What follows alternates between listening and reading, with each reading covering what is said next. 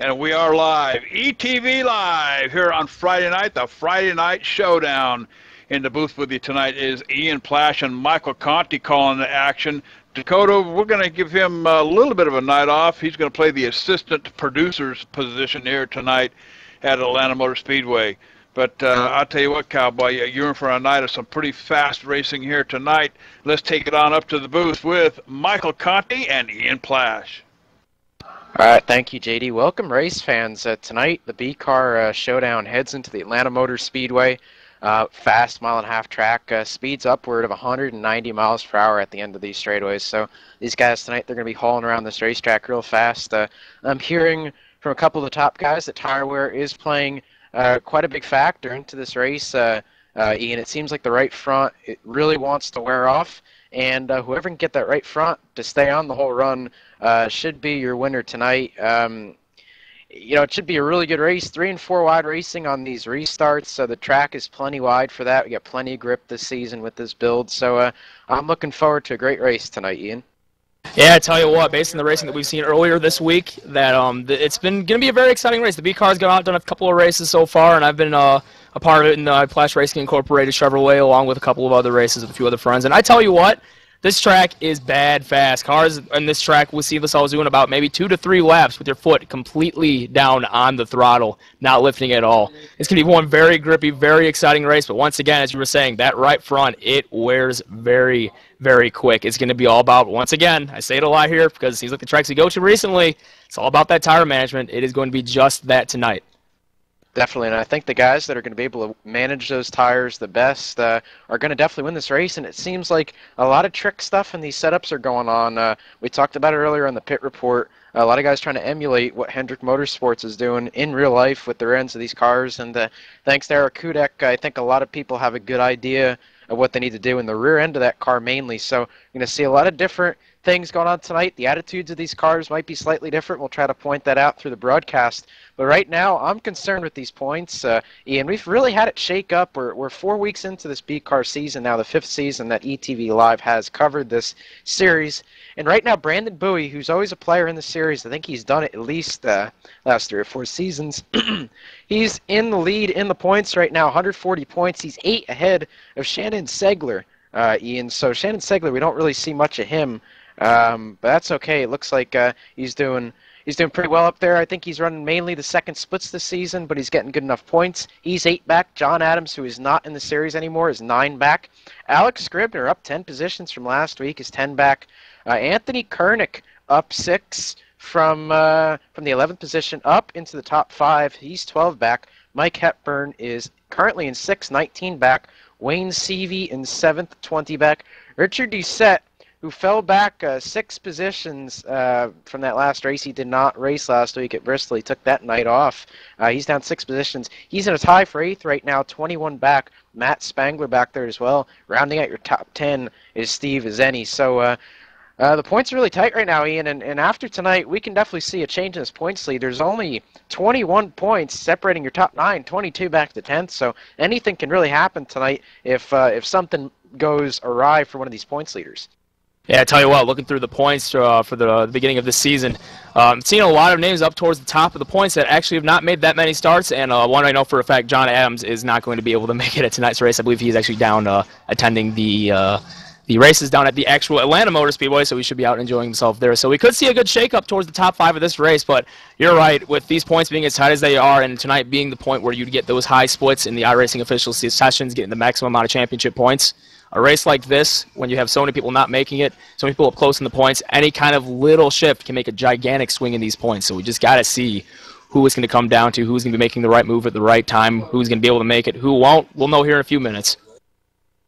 Definitely so, Ian.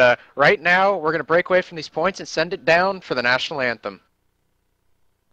Oh, say, can you see by the dawn's early light what so proudly we hailed at the twilight's last gleaming, whose broad stripes and bright stars through the perilous perilous fight, o'er the ramparts we watched were so gallantly streaming,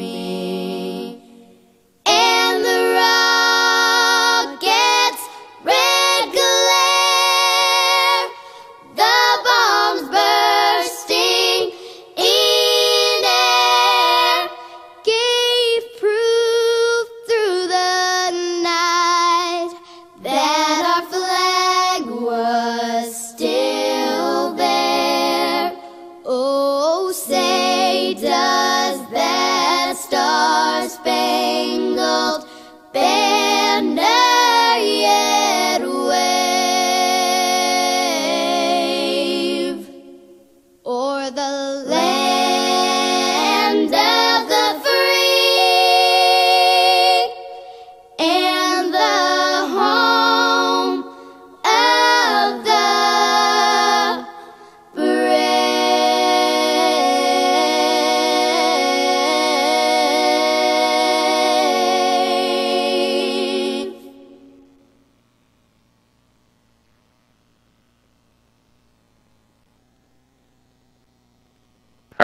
All right, everybody. Welcome back to the Atlanta Motor Speedway. We're a couple minutes into warm-up right now. To be precise, 3 minutes and 13 seconds. So a little bit less than 2 minutes to go, Ian. And I'm looking at this warm-up sheet right now.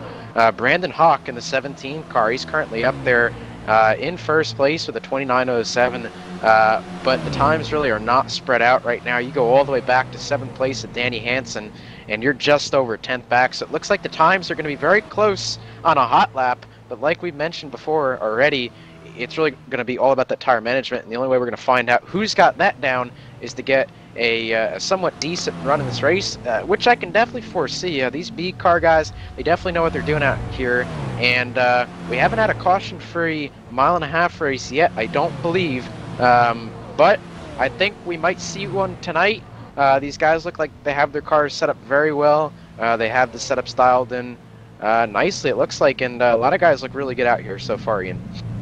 Yeah, I tell you what, though, with the kind of races you're going to see here at this mile-and-a-half known as the Atlanta Motor Speedway, high banks, high speeds, it produces some very, very tight racing. And it's almost a super speedway-style race, if you will, in the early portions of the race. At least in the early parts of the runs, I should say, when those tires are fresh, and you still got unlimited amounts of grip there on that right front tire.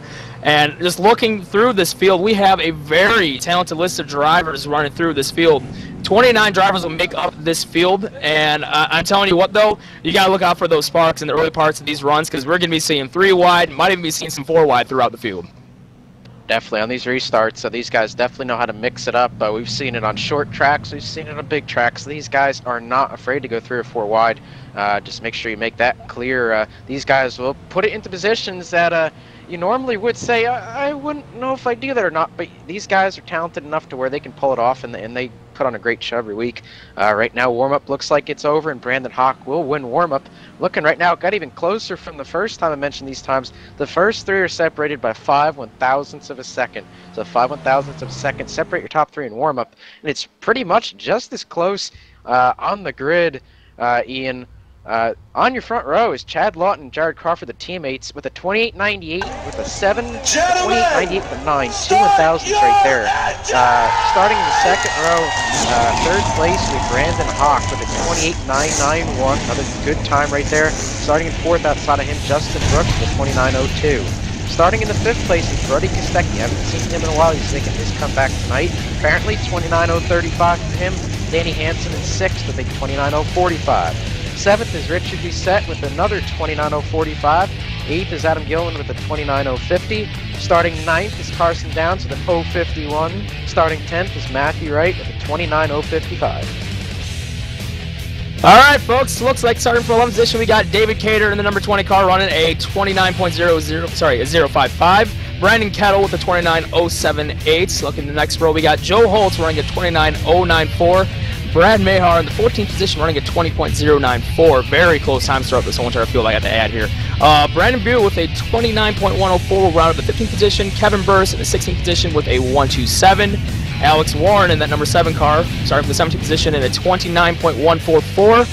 Devin Hall running a 29.154 in the 18th position. Wes Weidman in the number 18 car with a 29.157. And rounding up the top 20 will be Lee Heron running a 29.172. One thing I got to have before I throw it back to you, just looking up and down this sheet, these times are very, very close. Oh, they definitely are. I mean, there's less than a tenth separating your top. It looks like 12 right here. So top 12 all separated by 1/10. Absolutely amazing how close these guys are. All right, starting 21st, your 10th place points man, Steven Azeni with a 29.186. Starting outside of him, Nick Zonter at 29.225. Starting in the 23rd place is Alexia Loma with a 29.402. Starting outside him, and the last guy to take a time here on the night, Jake Petrell in that number 28 car with a 29.429. The rest of the field, 25th through 29th, did not take a time. That'd be Malik Ray, John Bunton, Armando Vargas, Chris Seymour, and rounding out your field guys, Paulie Klein. Looks like the pace car is working. Turns 3 and 4 right now, Ian. I'm expecting a great race here tonight. I don't really know what's going to happen, but all I know is it's definitely going to be crazy. 100 laps here at the Atlanta Motor Speedway, getting ready to be underway. Pace car getting ready to make that a hard left-hand turn onto the pit road, which he will do right now. Chad Lawton, Jerry Crawford, your front row, looking for the green. Early green flag out here in Atlanta. We are underway.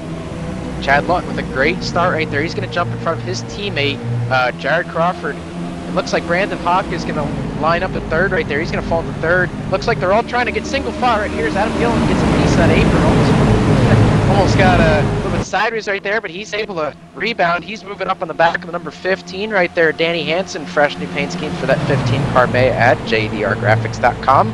Back here, it looks like the first two wide action looks like Carson Downs in the bottom, and possibly that is Matthew Wright on the top. So your top 10 are pretty much single file. The tail end of the top 10 is where the racing is right now. Right now, the race for position is on the track. The 10th position, Carson Downs on the inside, Matthew Wright coming out turn 2. Matthew Wright loose on the top side, still collects it, and he keeps his foot on that gas, still on the outside of Carson Downs. He has the better position going into 3, but the power is on the bottom. That's where all the group's going to be. Carson Downs will complete the pass coming out of turn 4. So you got Carson Downs moving into the 9th position. Matthew Wright falling back to 11th right there, as it looks like the 9 of Brandon Cattell, the 9 right there. He's going to move into the 10th position. So a change for position up here, the 3 in the white car. The white car, I don't know who that is, no number. Try to get that. He got really loose in the backstretch right there, Ian. He collected it, but him and the 3 were trying to race right there. I can't tell who that is. It's just a plain white car. It's going to be Brandon Hawk. He started up there too. Brandon Hawk in the 17 started in the 3rd position. He's going to come across the line right there in the 18th position. So that car really loose right now. Just got another piece of the wall. So Hawk is not having a good start to this night so far. Justin Brooks trying to make the move on him on the inside, going into 1 and 2 that last time by. Come on, exit. Both their back ends snapped loose. Justin Brooks able to hold on to it. He got the better end of that deal, but Brandon all the way from the top side, as we're looking here on the E-wind, way down to the bottom, collects it beautifully before getting that inside wall. Very good job holding on to keeping that car into one piece. Early damage in this race could take you out with the speeds we're looking at here. Getting back on the track, the battle is now for the 7th position. Brandon Hawk, Brody Kochek is on the inside lane, made the pass. Carson Downs trying to follow suit. Brandon Kettle stuck on that high side, but with the run out of turn 2, he will get position made up to the 8th position. It looks like Doucette is on his way up to the front, passing Kostecki right there. Kostecki back to 7th, Doucette up to 6th. Matthew Wright still losing positions in that number 27 car. He's going to fall back to... he's going to fall back outside the top 10 right here, but I'm looking up front right now, guys. Change for the lead. Jared Crawford and Chad Lawton have separated themselves from the pack, separated themselves from the 3 of Brooks. Crawford's going to take that lead off turn 2, guys, and he's going to pull a 5 or 6 car length lead off the 2. So the 2 looks like his tires might be starting to give up, while the number 1 right there of Crawford is starting to come in a little bit. So we're going to have to see, as this run progresses, who comes forward and who goes backward. Yeah, taking a look at that pass for the lead. Chad Lawton actually did catch a small piece of the safer barrier on exit. Looks like there's no harm, no foul. Damage doesn't look existent on that right front. But he did scrape it a little bit. Oh, we got Adam Gilliland back there in the wall as I'm looking back right now. Adam Gilliland in the 5th position last time by. Looks like he did get passed by Richard Dissett there. And Adam Gilliland is starting to drop back on the bottom side. He's got to get the thing collected and get the momentum wound. It looks like that Schmidt chassis, new chassis his is not performing well 7 laps into this race. I'm looking right now. kind of like a technical alliance up here with the 15 and the 3. I'm sure they're running a very similar setup. That'd be Brooks and Hansen. Hansen goes into the 3rd position. Brooks back to 4th. Looks like Doucette is still in the charge. Doucette up to 5th place, so Doucette's really going somewhere right now. But Adam Gill, on the other hand, he has a little bit of right side damage on an Amp Energy Chevrolet. I don't know if that's going to really hurt him. I don't think it's bad, but you really do not want to be hitting walls here at 185 miles per hour. That you do not, Michael. Looks like Gillen will finally be able to get the momentum wound back up on that bottom side. Did get passed on the outside by Carson Downs, who took over the 6th position, but Gillen is still able to keep it rolling nonetheless. So at this point, you're just going to have to find that time to calm yourself down, get yourself back in that ever-important rhythm here at the Atlanta Motor Speedway, and just start knocking off the laps. Alrighty, on lap number 9 of 100 here. Coming to lap 10 right now. Your leader right now, Jared Crawford, and I'm hearing there is a caution on the racetrack. We're going to try to find that for you right now. It must have been somewhere in the back of the pack. I did not see it. It looks like the 12 of Nick Zotner. It looks like something must have happened to him down the backstretch. Oh, he just got loose, overcorrected, hit the wall. Bunton is also going to be involved in that 21. Bunton got into the back of him as he was trying to correct it up the track. And Zotner is going to have some very heavy damage. It looks like he did maybe a half flip right there, or maybe a full flip. I don't know, but that car is definitely going to need some damage repair. We'll definitely see him come down pit road this time. Now this is where it's going to get interesting, Ian, because I'm hearing a lot of different pit strategies are available this week. It seems like track position is pretty important here, as everyone is running at times that are microscopically close to each other. So we're going to see maybe these leaders are going to take 2 tires, maybe they're going to take 4. We're just going to have to wait and see here, but Jared Crawford's going to lead him down. Chad Lawton 2nd, Danny Hansen 3rd, Richard Doucette 4th, and Justin Brooks rounds out your top 5. Yeah, and as you just saw on the play for the first time, Zotner did get a pretty good piece of air there back into the car restore. Looks like the front of the 21 got a really good piece as well, as you just saw on the screen. But right now we're looking at all of the leaders coming into the pits. Jared Crawford is now at his pit stall, as well as Chad Lawton up front. Adam Gillen out really early. I got to look into that. Maybe he missed his pit stall. I have to look into that for sure. Definitely missed it right there. I could see him try to turn in. He turned back out. Here you go, 2 tires. Brandon Hawk might have missed it as well. But Armando Vargas is going to take 2. Carson Downs is going to take 2. And Danny Hansen is going to take 2. Everyone behind them, Jared Crawford, Chad Lawton, Justin Brooks, everyone back there are going to be on 4 tires. So we're going to see how important tires really are here tonight. All right, folks. Well, right now we're under caution here in Atlanta for the iRacing official series, the Friday Night Showdown, so we call it. Right now, after the pit stalls, we got a little bit of a pit strategy going on. Some guys taking 2 tires, some guys taking 4, and Adam Gillen missing his pit stall. So we'll see what happens when we come back from this quick commercial break here live on ETV.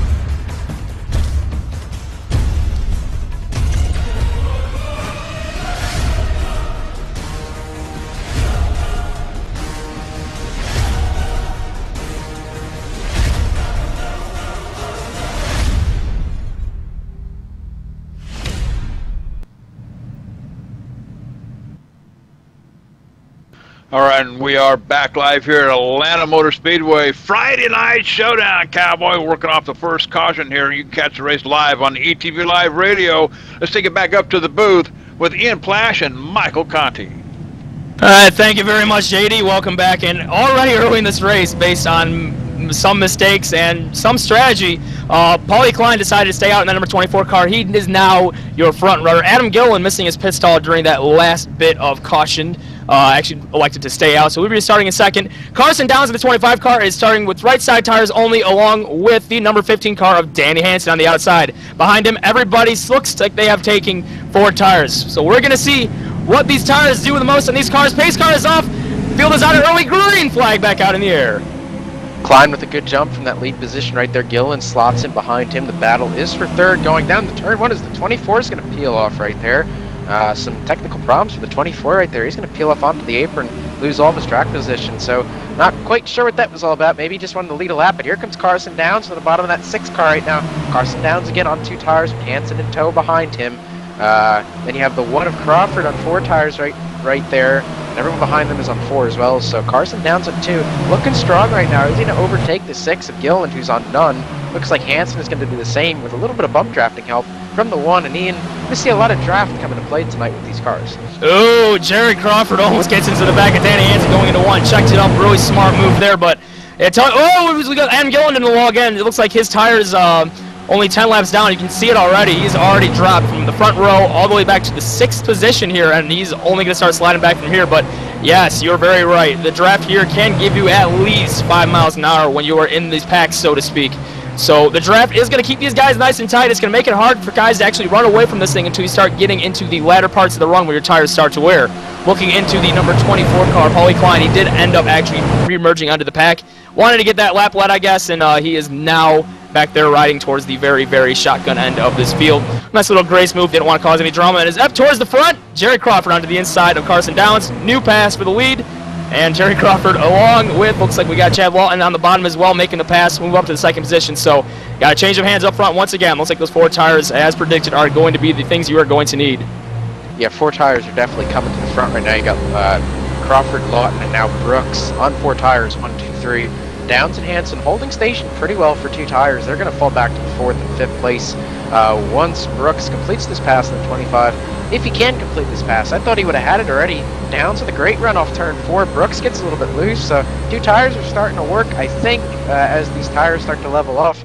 Looking back here a little bit, you got Richard Doucette making a move right there.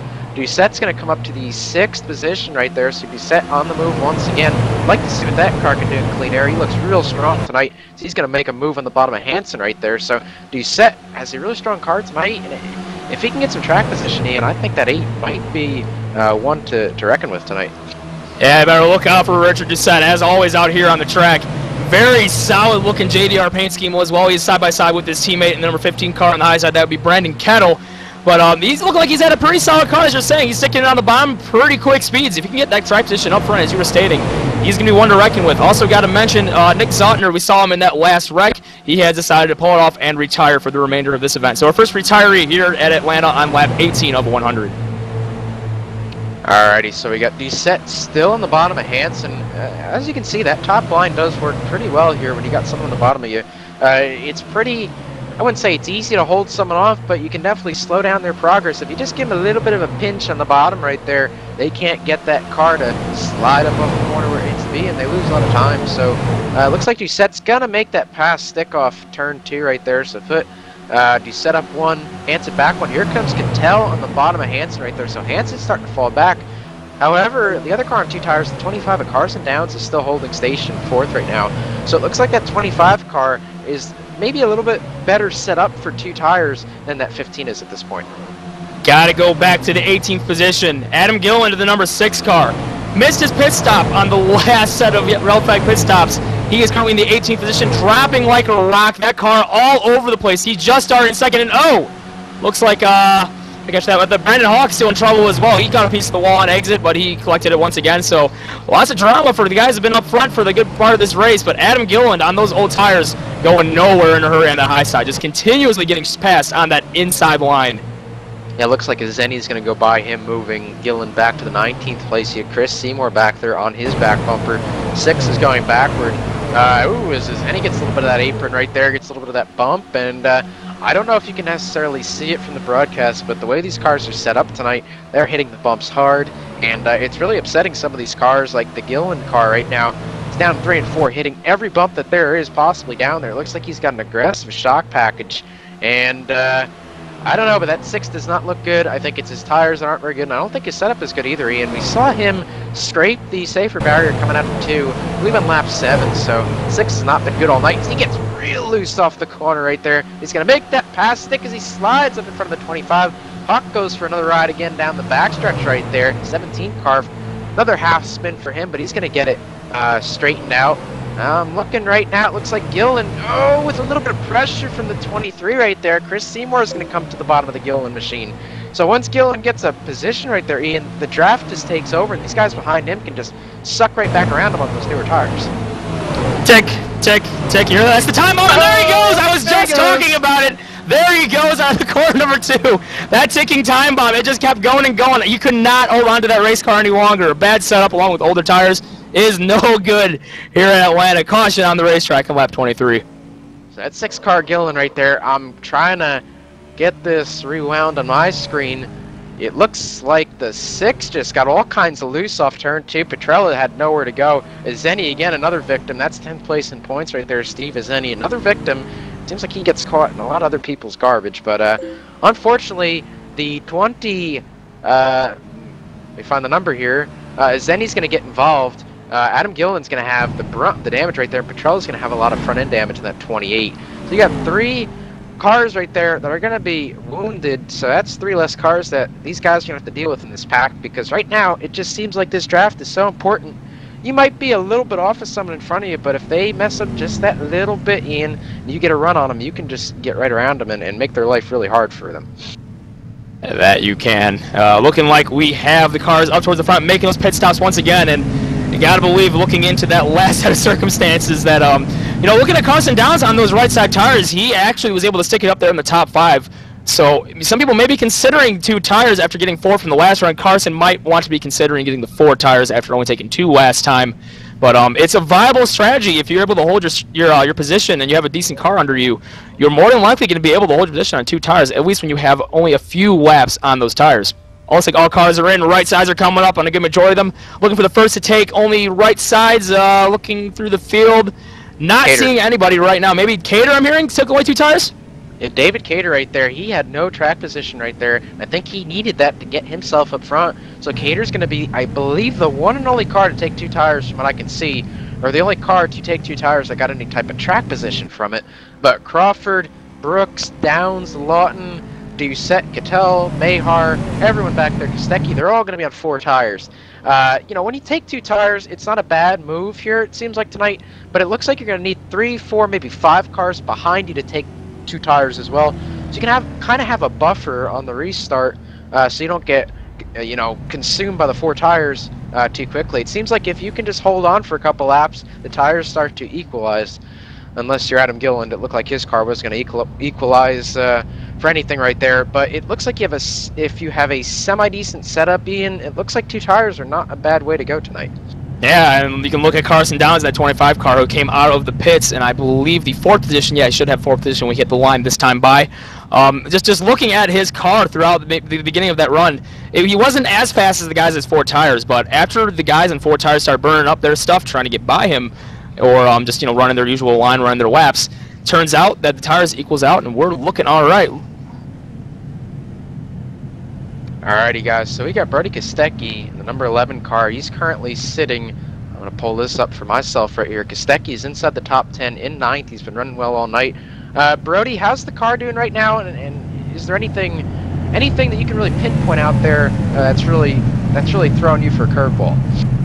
Well, it's probably just going to be this new build that iRacing's come up with, where downforce doesn't really matter anymore. So everyone's trimming their cars out, and the cars are really wish-washy coming off the corner with real soft springs. And I've got a pretty good car tonight. Just going to get through all the aero. But there's a lot of fast cars out here tonight, and then unfortunately no cars can break away. Yeah, we definitely can see that, Brody, and we're going to let you go right here. We see that you're working 3 and 4 right now.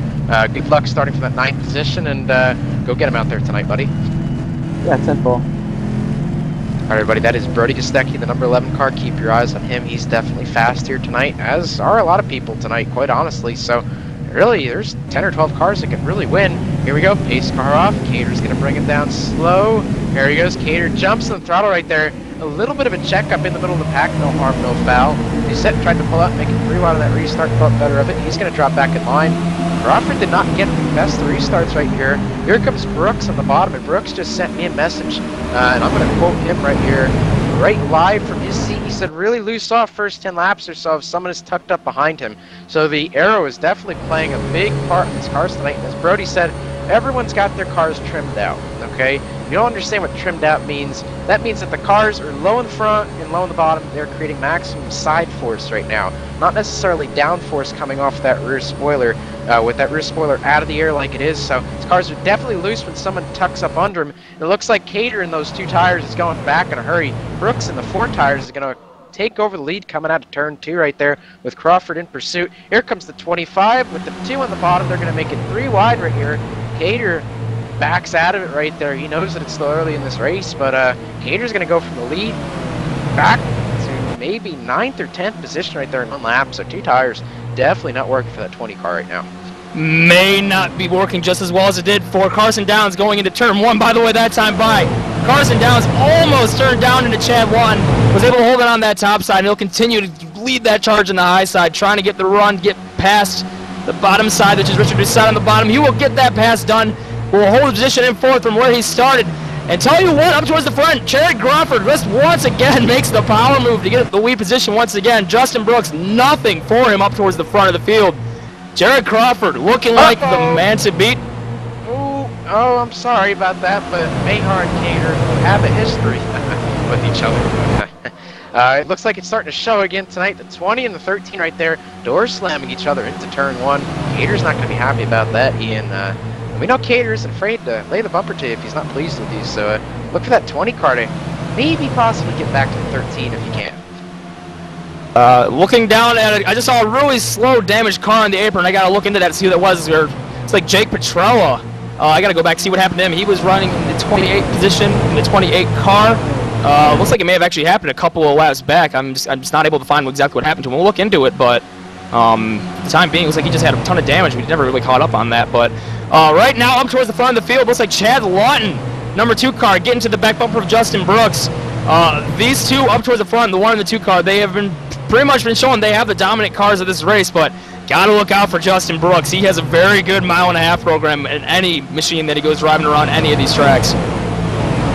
Yeah, Brooks definitely has a good setup under him tonight. It's based off the J-Show Motorsports DWC Cup setup, so that thing is definitely up under him. But then you got the 1 and the 2 are also pro drivers who will be DWC next year as they make their way through the Pro Series. So they got great setups too. Cantel's going to try to get under the 8 right there. There wasn't any room down there. I don't know if he tried to go through the grass or what, but he's not Dale Earnhardt, and this is not Charlotte, so no pass in the grass for the number 9 car. Just as of yet, he's going to fall back into position as he's going to still try to make a move on the 25 of Carson Downs. He couldn't get 2 in the front stretch. He's trying to get that 25 in the 3 right here. He's going to throw it down in there. Almost hits the 25 in the left rear. It's at 9 right now, if you can tell, really being aggressive after the restart here right now. Looking to make the pass through the grass. Last time as he came to the start-finish line, wasn't able to do it. Great job holding on to that car, but unfortunately for him, Brandon Brody, we just talked to him before we went green.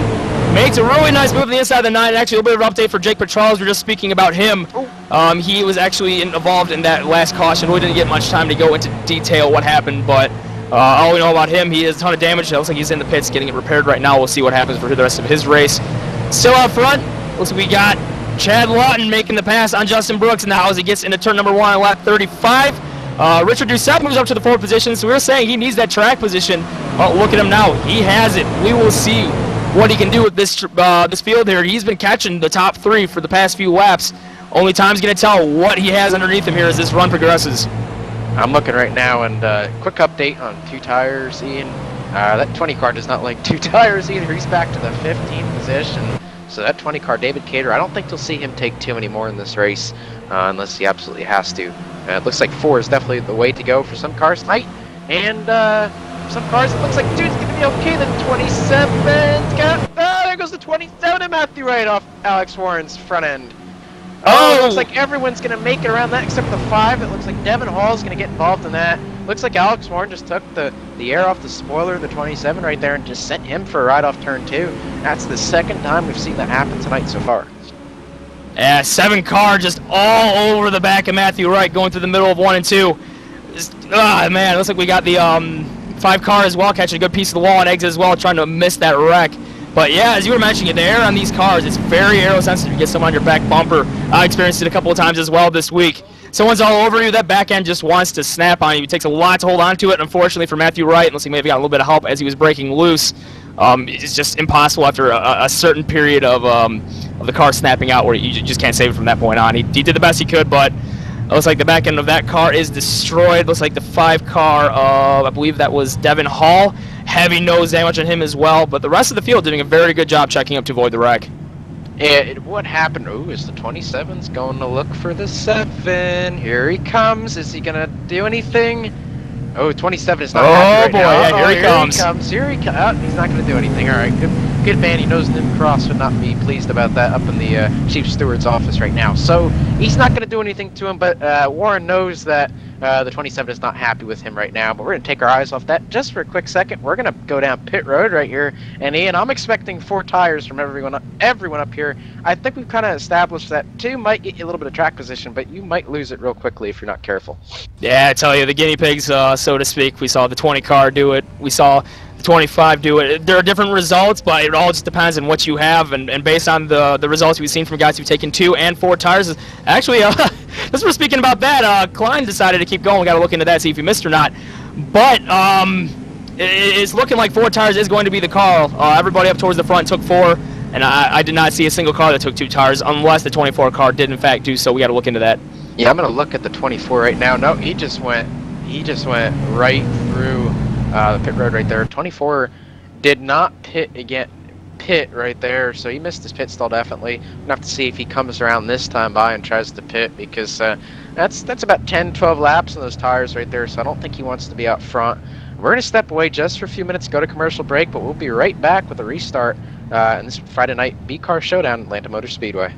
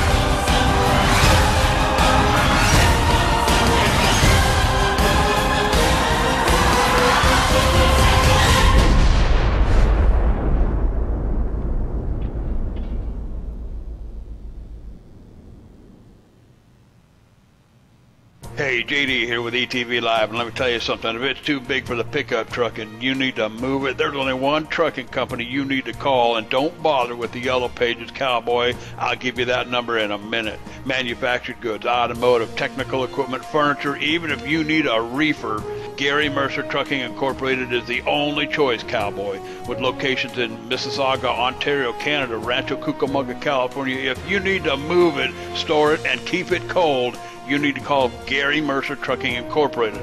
Long haul, short haul, or just across town, Gary Mercer has the best trained and qualified drivers to get your load from point A to point B with professionalism and on time. So remember, Hoss, if it don't fit in a pickup truck, you're going to need a real truck, Cowboy. Sponsors of ETV Live's Friday Night Showdown, Gary Mercer Trucking Incorporated, 1-800-668-2980. And welcome back to Atlanta Motor Speedway Friday Night Showdown. I tell you what, you're in the booth with Ian Plash and Michael Conti here tonight. But I want to tell you about some more racing coming your way on Saturday night, 9:20 p.m. on the Stock Car Channel. Integrity Racing League in the trucks at USA International Raceway for the Bobby Varon Racing 100. Tune in and don't miss out on, Cowboy. Of course, this race, as well as every race broadcasted on ETV Live, also featured on brand spanking new ETV Live Radio. So let's take it back up to the booth with Ian Plash and Michael Conti. Welcome back, race fans. Looking at a very exciting race so far. We are working on our third caution of the evening. Coming to the green right now, Chad Lawton is the man up front, Jared Crawford second, Justin Brooks third, Richard Doucette finally getting that track position that he needed up in the fourth position. Had a very fast car that last run. We'll see what he can do this time. We know he's got the green tires. Pace car's off, green flag is back out. Fourth time back here at the Atlanta Motor Speedway, working on lap 41 of 100.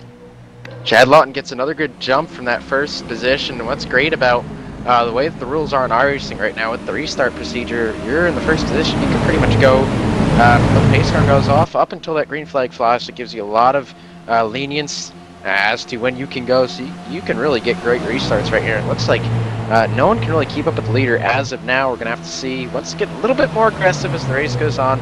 I'm sure you'll see them stay up closer to the door of the leader to kind of get in their head a little bit. But right now, you have Chad Lawton leading, Jared Crawford second, Justin Brooks in third. Looks like that's Rich Doucette in fourth right now. He's got his track position, like we said. Brad Mayhar making favorites in the top 5 tonight. Looks like that hot pink 13 car is moving up to the front. It looks like trouble in the back, 4 cars around. Trouble in the back. It looks like the 4 cars around. Kevin Burris right there. Big hit to the inside wall. That's really going to put an end to his night. Looks like he just got loose off turn 2, possibly. Ooh, with a little bit of... he got loose right there. Came across Seymour's nose and then just drove himself into the inside wall. So that's really going to end the night, the 4 car. Not the night Kevin Burris is looking for. Got loose on the bottom all on his own and just came back down in front of, just came right down in front of the nose of the other car behind him and has got a big piece of that wall. Almost came up the track right into the front end of Devin Hall there. Avoids that though, and he got the car rolling. We'll get that back up on the E-play real quick for you guys to see.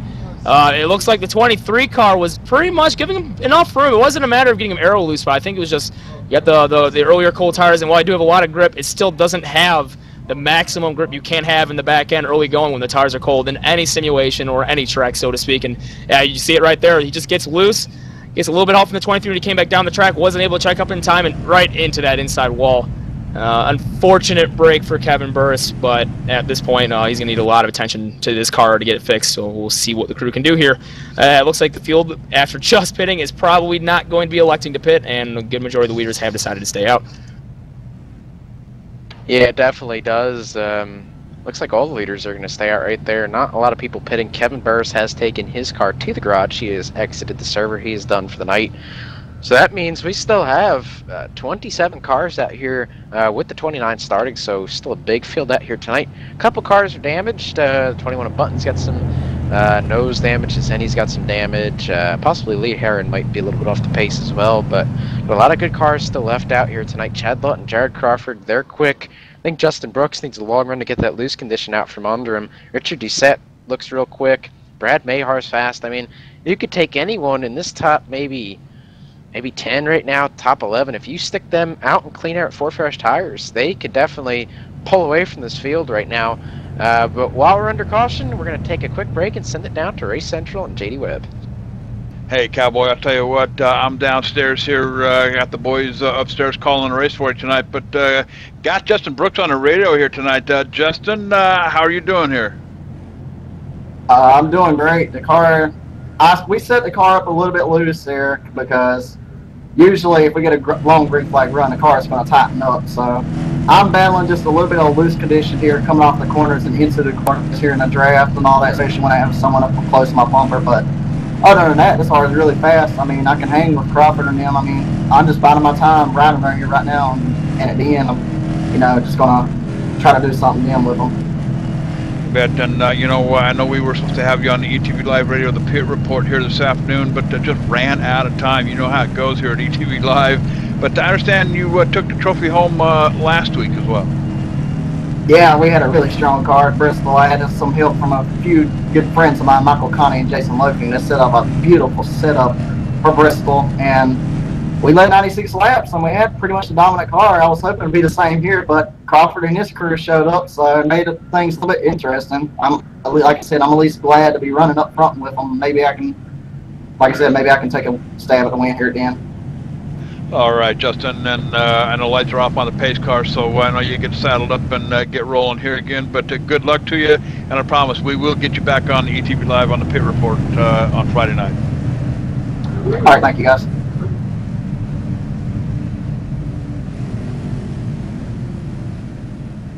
All right, we're back right here. Turn 3 and 4. Pace car is working it. Our lead pack is working it right now. We're going back to green. We're not quite halfway yet, but we're approaching it fastly. 4 cautions right now. We're approaching our 5th restart. Chad Lawton brings him down slow. He's going to get that great jump that he can never get. Brooks didn't take advantage of it that time, as Brooks is going to fall in behind Crawford right there. Richard Doucette in that 8 car, he's going to move. He's going to try to make it move on the top for that 3rd position. We haven't really seen the top be able to make positions tonight. We've seen them hold on positions. Mayhar right there on those older tires, those fresher tires. He's going to make a move on that 8 right there, Ian. He might just clear him getting into turn 3. Richard Doucette unable to keep the momentum going on that high side. Going to the slower speeds, you cannot get that high side working on these restarts. You just need to be at their doors and pinch them down if you want any hopes of holding your position. Looks like the 8 car is going to come over and try to cross him up, going back into turn number 1. Brad Mayhar on the high side, Richard Doucette on the inside. He is going to pick him off going into 1. Let's see if the 13 can get it to stick on the high side. Very strong looking car, but he's sliding way up the racetrack, almost into the wall. Oh gosh, collects it very nicely, but unfortunately had to check up, and that gets Richard Doucette back up into the 4th position.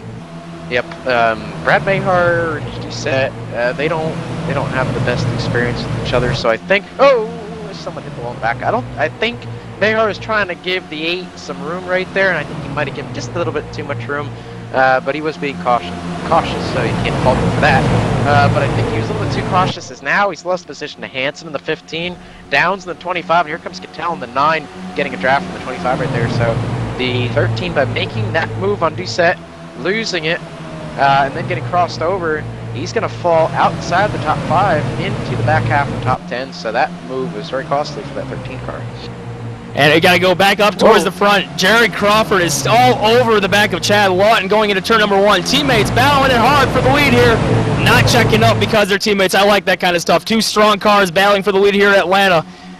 They've been pretty much nose to tail the whole time. Got to go back to the, what position was that? I believe that was position number 7. 9 car blocks the 13 of Brad Mayhar all the way down to the bottom of the track. Number 9 car actually gets a little bit of aero loose in the middle of the corner there, which is going to allow the number 13 car to get back by Brad Kettle. But Mayhar being very aggressive on the passes, and he deserves to after that blocking show that he just got going into 3. Going to complete the pass going out of turn number 2, slides up in front of the 9, and it looks like we got Alex Warren on the bottom. We haven't talked much about him all night, but he is starting to make some headway up towards the front here. Oh, a little bit of smoke off the Brooks car right there. Looks like Carson Downs got real close to the left rear of that 3, and they're still getting real close right there. Oh, Cattell makes a nice save off turn 4 right there. But this aero loose is really getting worse as this race goes on. It seems like as the tires are wearing out more, less grip means more aero loose, and that is not good for these guys, especially guys like Justin Brooks that are loose to begin with. Brooks went from the 3rd position all the way back to 6, so that loose condition is not getting any better for the 3 right now, and he's falling back just a little bit. Brody Kostecki making a move, looks like just outside the top 10 possibly right there. Brody Kostecki underneath the 26 of Joe Holt. He's going to make that move. Holt is going to go back to the 12th position. Kostecki up to 11th. Holt's trying to make the crossover right there. Kostecki closes the door. Haters just looking at him. Hey guys, come on, make up your minds. Let's go here. We're just past halfway. Carson Downs gets a little wiggle off turn 2. Brandon Hawk for the 3rd time tonight. He's going to get loose off turn 2. That's Lee Heron. That slow car on the bottom right there. He's got some heavy damage from one of the incidents. So a couple wounded cars out here tonight and a lot of loose cars right now, Ian. Yeah, an unfortunate situation for Justin Brooks. I like to say that was at least 3 laps ago. And by the way, I got to mention it right now before we get any farther into this race. We just passed halfway point, and Justin Brooks slides up into the door of the 25 in the middle of 1 and 2 there. Almost an incident. 13 car does a good job checking up. Oh, geez, looks like we got a car at the bottom. Alex Warren very sideways coming out of turn 2 as well, checking up for that wreck. Or what could have been a wreck there. Everybody doing a very nice job minding their P's and Q's. Still got a long way to go, but Justin Brooks up in the 3rd position at least 5 laps ago. Had a very decent position there, but looks like 2 teammates just freight trained him on the bottom, lost his track position, and from there on everybody just kind of started picking him off. But he's got to settle back in. He might be a little frustrated and hop behind the wheel, but At this point, you got a lot of laps to go, a lot of time left for the 7 car of Alex Warren. All over the place, around he goes in the back of the pack. Let's see if he can hold it down there. Hopefully he doesn't slide up in front of the pack. Nice. Caution is out, and oh my God, Vargas makes a very good job, and Brandon Hawk into the outside wall once again, avoiding that wreck. Tough day for Brandon so far that we're seeing, but oh geez, very exciting stuff we were seeing there just past the halfway point in Atlanta. Real quick, also got to mention the 14 car just put it on the hauler. He is done for the evening. Yeah, 14 car Lee Heron, a lot of damage right there. I don't exactly know what kind of wreck avoidance the Hawk machine was trying to use right there, but he was past the wreck and nailed the outside wall. So tough night for that 17 car. He doesn't have a paint scheme or something going on with that. Just hasn't been good since he entered the server. So Hawk is going to have even more damage than he had before. Warren's going to go around. So that's going to be the 5th caution right there at Atlanta. I thought this was going to be a cleaner race, but we just keep talking about it. Aero loose is so huge, and the setups that these guys are running with the spoilers out of the air, it's just really magnifying the conditions of an aero loose effect. So, man, a lot of loose cars out here right now. All they need is just maybe a longer run to get these cars tightened up, and they'd be okay, but right now on these new tires they're too loose, and a little bit of strategy going on right here. The 1 is trying to block the 8 from seeing his pit stall. 2's trying to do the same thing as well, and Danny Hansen's just like, well, man, I can't see mine either. So a little bit of strategy going on right down there. I don't think Hansen's too happy about that. Nothing you can do about that. Looks like everyone's going to take 4 tires right here. Klein is going to go through his pit stall again, going to lead another lap. So 4 tires for everyone right here. I don't think anyone's going to try any strategy. Looks like Lawton's going to beat all of them off pit road. Doucette's going to give Crawford a run for his money. Not going to happen. You have Lawton, Crawford, Doucette, Hansen, Brooks, Mayhar, and others on 4 tires right there. Folks, a little bit of a shakeup here. Chad Lawton, it appears that he was speeding in pit lane. He is dropping to the back end of longest line penalty given out by the stewards. That's going to be a shakeup. It definitely is, and we're going to take that turnout, and we're going to send it away to commercial. We'll be right back from the Atlanta Motor Speedway.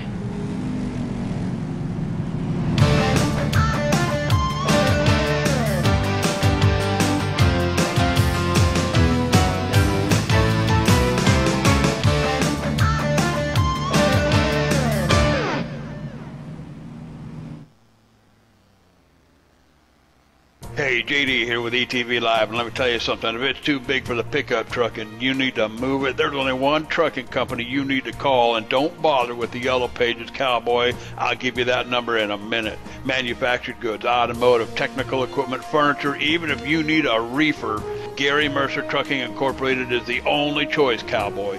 With locations in Mississauga, Ontario, Canada, Rancho Cucamonga, California, if you need to move it, store it, and keep it cold, you need to call Gary Mercer Trucking Incorporated. Long haul, short haul, or just across town, Gary Mercer has the best trained and qualified drivers to get your load from point A to point B with professionalism and on time. So remember, Hoss, if it don't fit in a pickup truck, you're going to need a real truck, Cowboy. Sponsors of ETV Live's Friday Night Showdown, Gary Mercer Trucking Incorporated, 1-800-668-2980.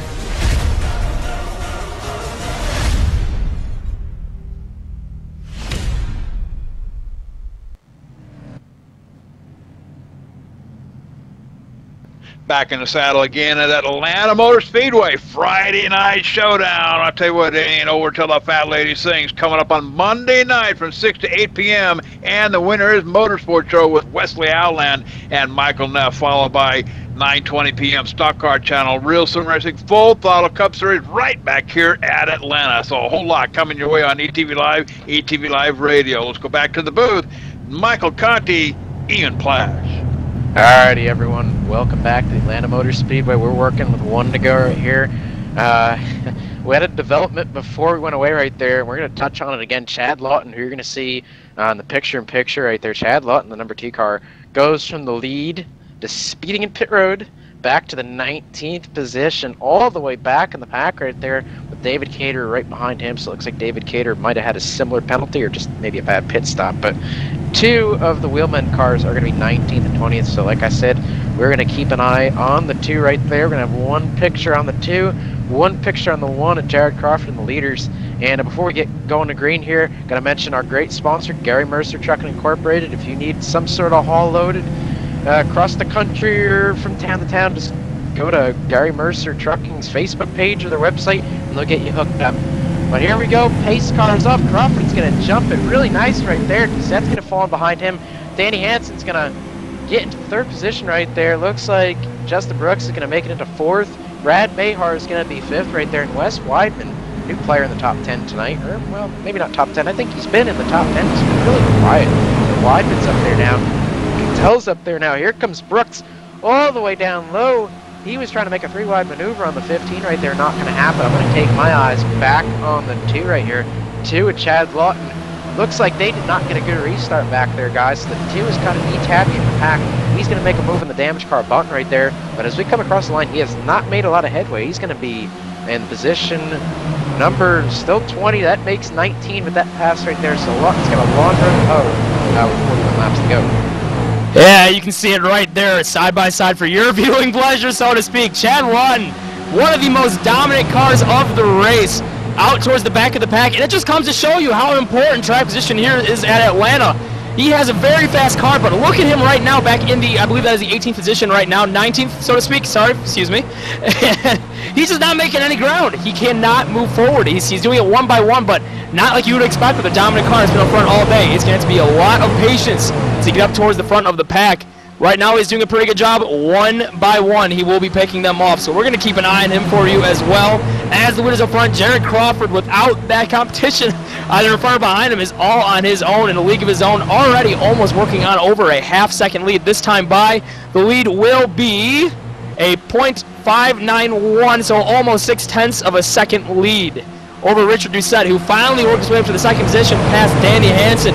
So we got to see what he's got here. We said it all night long. He's got a pretty solid car. Let's see what he's got. Justin Brooks down to the inside of Danny Hansen into 3. Will complete the pass solidly into the middle of the corner, all over the back bumper of the number 8 now as we exit forward. Gets a little loose. I have to say, I don't think that was Hansen's prerogative to loosen up the 8 like that, because that cost them about a half a second right there with all that chaos. So again, that arrow loose. These guys aren't trying to really do it to each other right at that point, but it's happening right now as the 15 throws the 3 up into the wall. Oh, trouble! That's a big wreck. 6 cars involved, at least 7, all over the place on the inside. Still wrecking everywhere down the back straightaway. 27's down in 3. Good move by the Great Clips car right there. 27 right there. Wrecked into turn 3, and they started wrecking off turn 1. So, unbelievable. We're going to bring Chad Lawton through that whole mess right there. Apparently, Chad Lawton up to 9th right there. He was in the 18th position. He made up 9 spots in that whole mess right there. So, unbelievable driving by the Chad Lawton car right there. Looking down on that apron, at least 6 or 7 cars involved, and it all started. Justin Brooks was not giving much room on that outside to the number 15 car of Danny Hansen, and all over the place, cars started taking damage, and looks like it just picked up the number 11. But looking on the ETV replay right now, our little E-wind, you got the big picture right there. Chaos all over the place on front of the of Chad Lawton car, and look at him going up that high side. Does a pretty good job holding it up there. Not much he had to avoid, just really had to check it up and stay high. Most of the drama already happened by the time he got there. And looking at the number 5 car, I believe that was. No, that's the 11 rather. The 11 of Brody just got a pretty good piece once again. So his bad night from the earlier damage. It's going bad towards. He's in 5th right now, but a lot more damage is going to need some more attention too on that car. You know, but Brody made an excellent move right there. He kind of made the Tom Lewandowski move of the New Hampshire DWC race. He barely missed the door. Well, he got a little bit of the door of the Mayhar car, but not as bad as it could have been. Just barely scraped it. Justin Brooks made a good job too to miss him as well. It just looked like they all got wadded up off turn 2. Everyone got packed up because someone got arrow loose right there. Looked like Danny Hansen got a little bit of the apron, stuck the 3 up into the wall, and then looks like Cattell got maybe shoved into the back of Carson Downs. Possibly just a lot of guys within, maybe a couple tenths of each other, and they just all piled into it. Adam Gillen didn't check up at all, so big problems right there. And then as Chad Lawton was coming through, he got the right front, the 27, and set the 27 for a little bit of a ride right there. But the 27, I think, is going to be okay. I don't think he hit anything. So just maybe like 2 or 3 wrecks right there, all in one. Brad Mayhard just lost it all by himself on the backstretch, just trying to do whatever he was doing. I don't know, but 3 wrecks in the backstretch at one time, Ian, that's not something you see every day. And just mentioned in my ear, Lawton, 17th to what? The 7th position. Looks like with the grace of a couple of cars coming into the pits, Justin Brooks being one of those cars to take 4 tires. But regardless, through the wreck, he must have at least gotten by, I would like to say, 8 race cars and an additional 3 or 4 when they came down to the when they came down to take their pit stops. And I just got to laugh looking at that position he gained. He said, watch out for Chad Lawton. He'll come flying through this field, and is even a lot quicker than Chad Lawton himself would expect. All right, go ahead and take him. Come on, you go right ahead. Alrighty, well, I was just going to say, Lawton did a great job right there, getting through that wreck, 10 positions on one straightaway. That's pretty incredible. But we're going to get caught up right now with one of the cars involved in that wreck, Brandon Cattell. Brandon, it looks like just everyone got stacked up off turn 2 right there. Just kind of walk us through what happened from your point of view. I saw Danny slide up a little bit, and Brooks got in the wall, and from there I just started slowing down, and then someone hit me from behind, and then I just plowed Carson, I believe, after that, and we just all went around. Yeah, it looked like it seems like the aero loose is getting progressively worse as the race goes on. Just really quickly right here, try to sum up the aero loose condition that you're feeling tonight. Oh, it's really, really bad on exit and center. When everybody's on your bumper at 180 miles per hour, it's not fun. You get really, really free. Yeah, it looks like it, Brandon. Well, we appreciate your time up here. Good race tonight until that happened, and we'll see you next week if you race again. Thank you. Alrighty, guys, that is Brandon Cattell. Major damage. Looks like he is gonna big restart. Check up right there. Here comes Cattell up to the top. Cattell was on it right there on that restart, guys. Didn't have anywhere to go in the car. Up in that 4th groove right there, just kind of was in front of him. But big restart checkup back there. Gonna have to look at that again. But it looks like Crawford's out to a 2 or 3 car length lead as we have another wreck back there. It looks like in the back of the pack. I'm guessing. Looks Brandon like Hawk. Brandon Hawk was involved. Weidman was involved. There were 3 wide back here. Oh, Hawk moves right up into the quarter panel of the 18 of Weidman. Also gets a little piece of Joe Holt. Hawk is going to get the brunt of the damage though, as Hawk went and nailed the outside wall with his nose. So that's the 4th or 5th incident we've seen Hawk be in tonight. So again, just not a good night for that 17 car. Yeah, looking back at that restart, it looks like a bunch of guys did not go. Some guys, oh yeah, there's a massive check on mid-pack.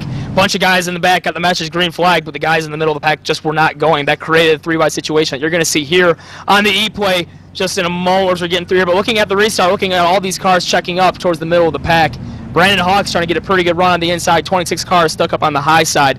And it looks like the 26 did not get the message that he was 3 wide. Brandon Hawk also not getting the message that he was 3 wide or had a car in his door either, because both cars pretty much turned the 18 of Weidman into what you would call a sandwich out on the racetrack, a sheet metal sandwich, I guess I'll call it. And looks like, ironically, the 18 car is going to get the best end of that deal. Not too much damage on him, but I cannot say the same for Hawk. Yeah, Hawk has got a lot of damage from previous incidents tonight, and I think the best thing to happen for Hawk right now would be to hit that wall maybe one more time and just blow that thing up and park it, and maybe watch the TV spectator session, watch the broadcast, do something. But I don't think he needs to be out there on the track right now doing what he's doing. But that's his prerogative, so we're just going to let him do what he's got to do. But we're going to run you down through your top 10 right now. Jared Crawford out front, his teammate Rich Doucette in the 8. In the 2nd position, Brody Kostecki up into the top 5 right now as he is warping. See, that's what happens when you're from another part of the world. It's great what iRacing does with this netcode, and I mean that seriously. To have people all over the world race on a track like this, 1.5 mile track, all right, 190 miles per hour, and you can race 2 inches away from someone from Australia when you're maybe in, North Carolina or something. That is incredible.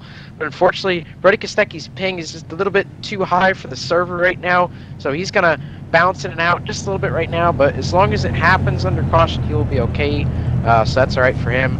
Real quickly, though, fourth on back, Alex Warren, Alexi Aloma, Chad Lawton, Danny Hansen is in fourth, Warren fifth, sixth Aloma, Lawton, Cater, Seymour, and Bowie are going to round out your top 10. We're going to step away for another quick break. Don't you leave. We'll be back for the restart.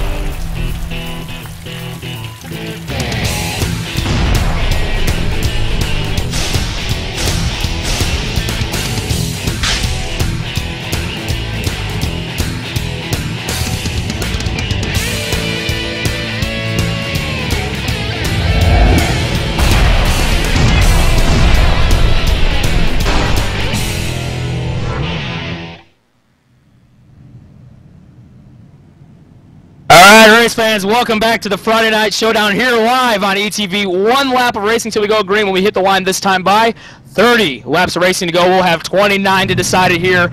A very caution-filled race we've had so far. Seven caution flags have been put out over this race. Lots of damaged race cars, lots of aero loose situations that we're seeing causing a good majority of these wrecks.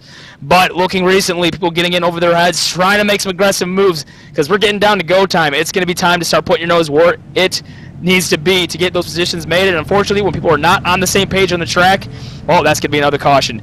Looking through the field, we got Jared Crawford, been the dominant car of the race so far, so to speak, up towards the front position in the first place. Second place, Richard Doucette holding nice and strong. 11th, Brody with a little bit of damage. Coach X a little bit of damage on the left side. Danny Hansen in the fourth position in the 15 car. Alexi Aloma on the fifth position, right? No, he's in the sixth position. Sorry about that. Seventh place, we Alex Warren, or fifth place, we Alex Warren.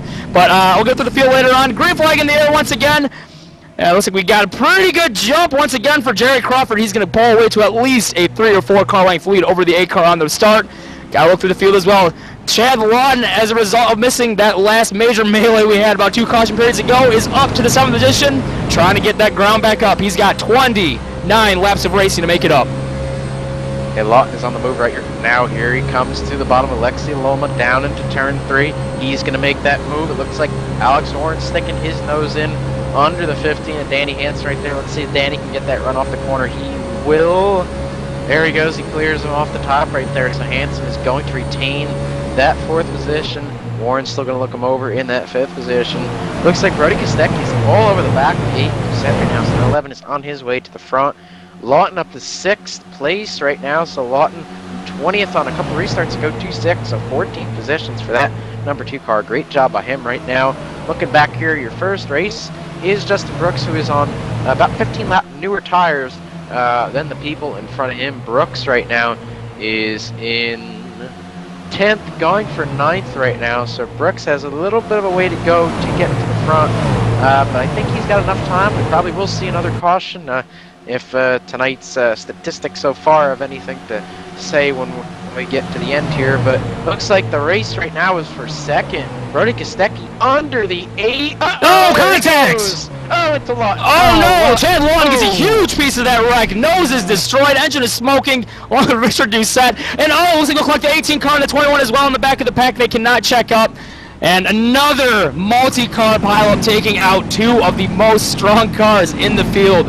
What a shame coming out of turn number 4. We have to pull that up on the e-play to tell you what happened, but oh boy, another chapter in this book has been written, and once again, it is just taking a complete new shape to this race, because 2 of the cars that we were predicting to have some really good runs going to the end of this race now are junk, and their race may be over.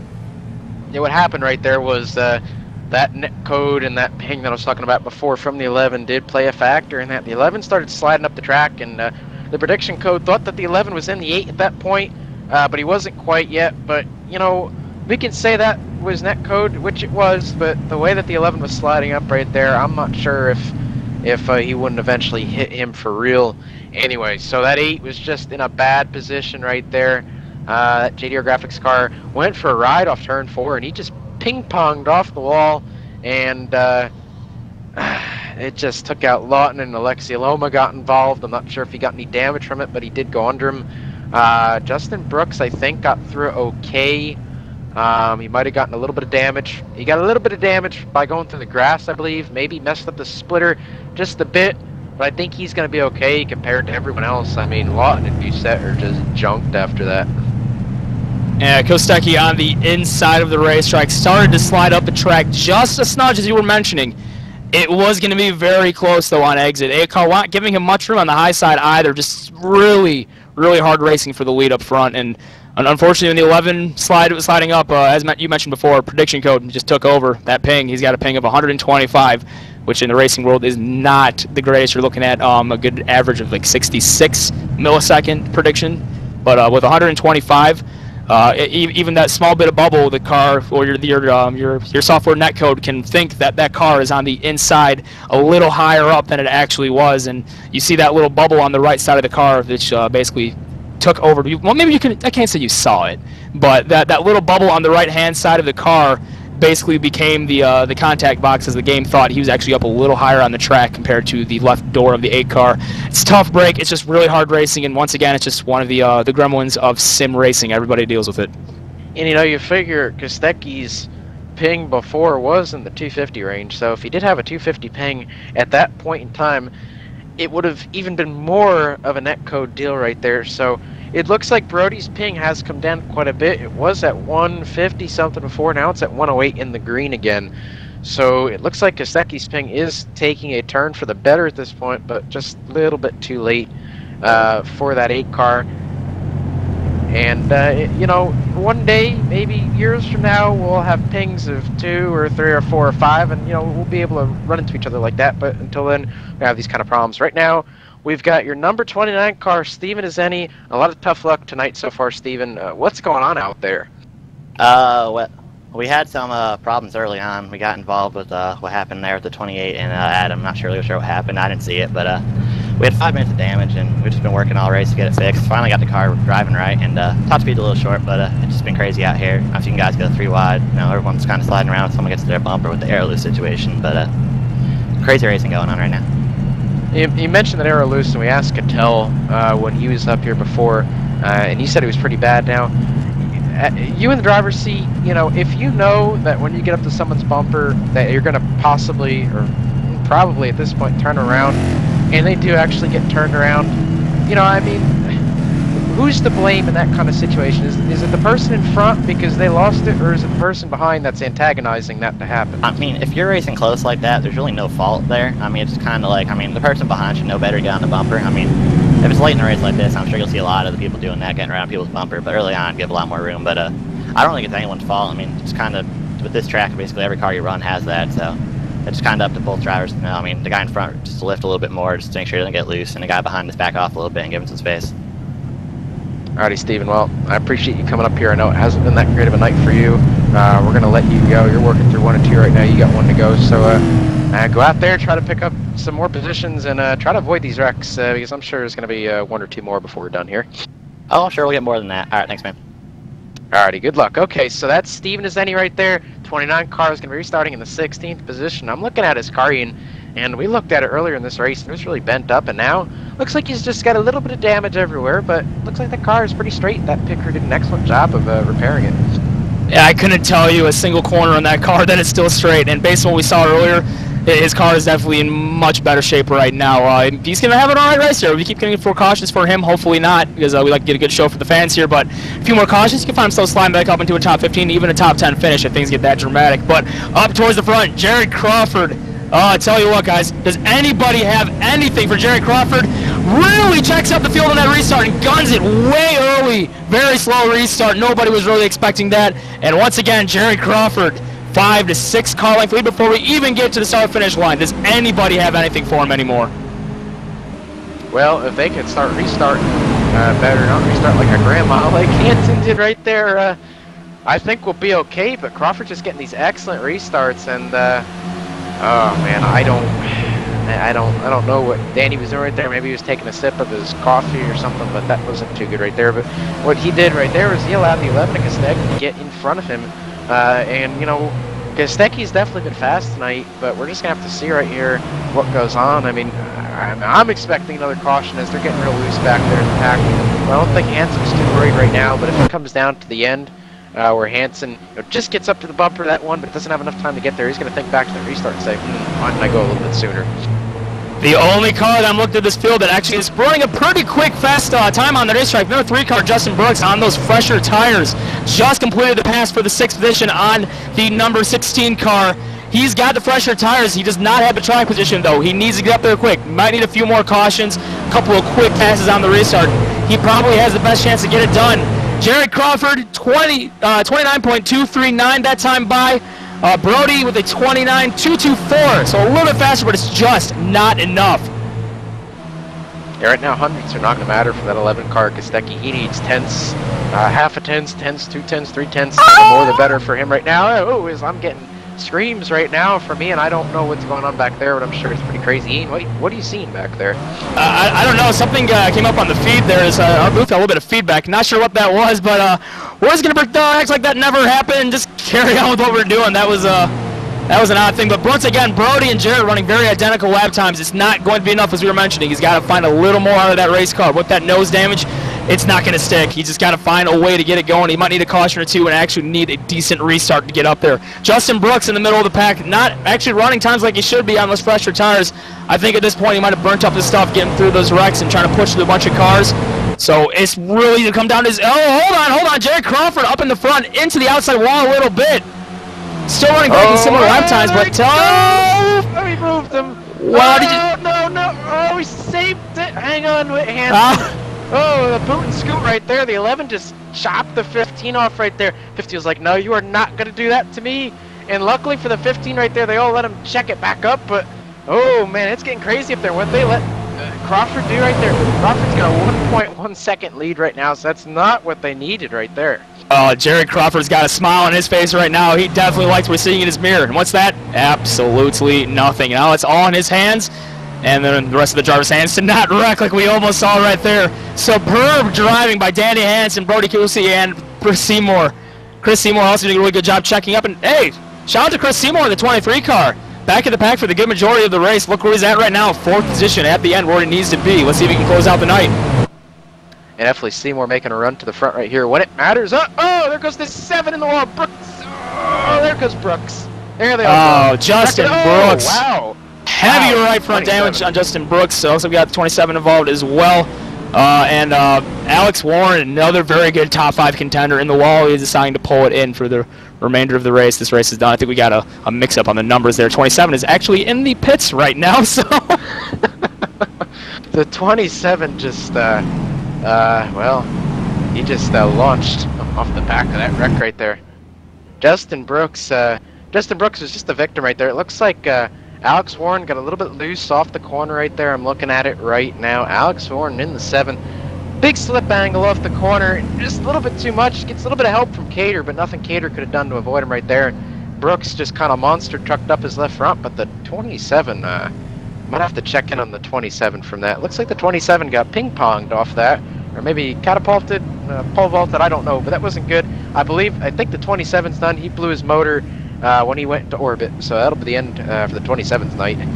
Someone's going to need to get a hold of mission control to track down Matthew Wright. I think he might have hit suborbit by now. He might be leaving the atmosphere in this. Oh, jeez, he just took off. It happened so quick, I thought he was just sitting there in the pits. I thought we had a number mix-up, but as you see on the E-play here, Justin Brooks, a little bit of a mix-up on the exit of the corner, came up into the 7 car, and as the wreck will continue to go down here, I wonder if we're going to pick it up on our camera or not, but the 27 just caught a massive chunk of the back end of the car and just took off. I don't know how to explain it. He's up in space now. Leaders are in pit row. Jerry Crawford takes tires down and away. Good majority of the cars taking tires. They're all down and away. I need to get a checkup to see who took 2, who took 4. I did not look through there. David Cater stayed out right there. 20 car Cater, he did stay out. He did not pit. Paul Klein, who's a couple laps down now, he stayed out. Brad Behar looks like he took 2, but I believe everyone else took 4 right there. There's not a lot of cars left on the track that aren't damaged right now. I'm hearing Crawford too, so maybe a lot of people took 2, but I'm not exactly sure. I'm gonna have to go back and look at that. What I was looking at was the speed that Matt Wright hit when he went into orbit. That's a new speed record for Atlanta. We might have to put that in the record books. Here on ETV Live, you see an HY car go 237 miles per hour in space at Atlanta. So just remember that. But you know, it looks like got a little bit of pit strategy up here again, Ian. We're going to have to see how that one car does on 2 tires. Yeah, we're going to let that all unfold when we come back here on ATV from this quick commercial break. Not many laps of racing to go, as we've seen it all. We've seen cars beating and banging. We just saw one become a part of NASA. They're no longer a part of NASCAR, so we're going to find out what happens here. Jared Crawford now in the 3rd position on this restart. We will be right back on ATV.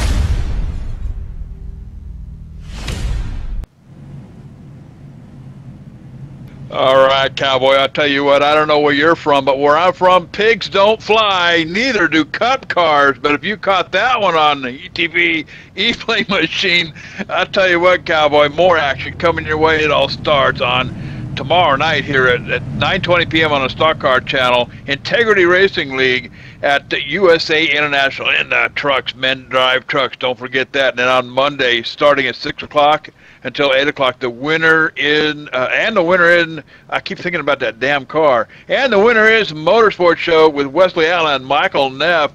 That starts at 6 o'clock. And then following that at 9:20 p.m., back on the Stock Car Channel one more time, Cowboy. Real Sim Racing Full Throttle Cup Series at Atlanta. Huffman still leads in the points. Cole, 33 points back. Let's go back to the booth with Michael Conti and Ian Plash. Check that car out, guys. Yeah. Oh, my gosh. I'm still flabbergasted by Wright, and I'm going to make a little update here. Before we go back to green, 358 miles per hour for that 27, so even a bigger record. But right now we got David Cater on no tires. Brandon Hawk up there on no tires. That's surprising. Hawk's just a little bit bent up right now. I hope he doesn't do anything that he might regret. But it looks like Cater's going to get a great restart right there. Crawford's going to take second place. Looks like the 15 of Hansen is going to overtake Seymour coming out of 2. They're going to come up on that plain white car right there of Hawk. Ooh, 4 wide down the backstretch right here. That's Kostecki trying to make a move. He's not going to make it happen, though. It looks like Crawford is all over the leader right now, and these guys are really bunched up on each other, and I don't really know where to look right now because they're all getting arrow loose. So 11, Kostecki is getting loose. He saves it. He's going to go through the grass again, and they all settled that out, and I don't know how they did that, and that was great. We have a battle for the lead. It's not a battle anymore. Crawford takes the lead away from David Cater. Ayo, what do you know? Dominant car of the race, right by the 20 car. It was just be a matter of time until David Cater would slip on those old tires, and Jerry Crawford full ahead of Seam up to the lead. 15 car of Danny Hansen. He's probably the last car that even has a shot at getting the win of this race. 23 car, I think it's too far back. 20's not making it easy for Danny Hansen down on the inside with just looking at here about 8 or 9 laps of racing to go. Danny Hansen to the inside of the 20 car, going to make a stick on the bottom. Completes the pass. He now has his sights set on the leader. Can he get it done? 23 car trying to follow suit as well. Can't do it. David Cater will tuck back in line behind the 15 car. Here comes Cater back to the bottom. 15's going to block him. Oh, gosh. Big block right there. Cater's not happy about that. But, well, that's racing for you. Got less than 10 laps to go. Here we got 8 to go at the line. Hansen is looking at the lead right now. Look at Adam Gilliland. There's no room down there, but I don't know whether they're driving through the grass tonight. I guess there's not enough room on the surface, but oh gosh, I mean they're all over the place right now. They got the 23 and the 20 side by side. Cater. Oh, 5 cars sideways. There he goes. 11 cars involved as well. Heavy hit in the back straightaway. Another multi-car pile up on the back straightaway. Oh, Brandon Kettle is involved again. Looks like we got Stephen Ensley involved again. 29 car. We just talked to him. Just heavy damage on him as well. 10 cars involved. Devin once again having a tough race so far. He's involved in. Boys, this show is not over yet. We're still going to have at least 3 or 4 green flag laps to go when we get to the finish of this race after this caution. Joe Holt just put the boot and scoot on the 5 and washed him up the track. 5 almost had it. Kostecki was there. Kostecki gets major damage from that. The 10 of... Well, the 10, they got to stop changing paint schemes on me. Brandon Bowie right there in the 10 got big damage right there. He is your points leader, so that's not good for him tonight. Armando Vargas involved. Brandon Kettle with major damage. Steve Azeni really had a lot of damage right there. That's going to be more than 5 minutes. I think smoking real bad. They might tell him just to park it. So a lot of damaged cars right now, guys. I mean, we've got damaged cars from 9th on back right now. 8 cars left on the surface without damage. I mean, if this was a radio broadcast and we didn't tell you it was at Atlanta, you would think we were broadcasting a Bristol race right now. Yeah, we might be talking more along the lines if we were taking, well, I think this is the situation we're looking at right now. I don't think even Bristol would be a smash fest. And by the way, I just got a word from JD as well that this actually is also a radio broadcast through our HD radio network. You can also check us out there through ETV as well. But talking to people who be listening on the radio, they wouldn't even believe it was at Bristol. They wouldn't believe Martinsville. You think we took the NASCAR boys, you threw them at, let's say, Eldora Speedway or something for the first time. That's the kind of smash fest we've been having tonight. It has not been a pretty race. And got to give a shout-out to Adam Gilliland in the 5th position. He's all dinged up. He was in the back of the pack after that little bit of drama he had early in the race. A pretty solid comeback for him. So we just got to see if he can keep it back in one piece here. He made a pretty aggressive move, almost like a Kyle Busch-ish move, if you will, like what he did at Las Vegas, down below where your car is not supposed to go. I thought for sure he was going around. Yeah, it's just, I mean, a lot of guys just on the edge tonight. I mean, guys are trying to find advantages where I don't think there's advantages to be found, and a lot of different guys are running setups that I don't think they're used to. I mean, this arrow loose is just nasty out here tonight. I can't say it's not fun to get up behind someone and really get them loose, but maybe our racing possibly just overdid it just a tad wee bit right there. So we'll definitely look into that for the next update. I'm sure they'll you know, get together and try to find out how they can't make it, or how they can make it better. So, but right now these guys have a really bad arrow loose condition.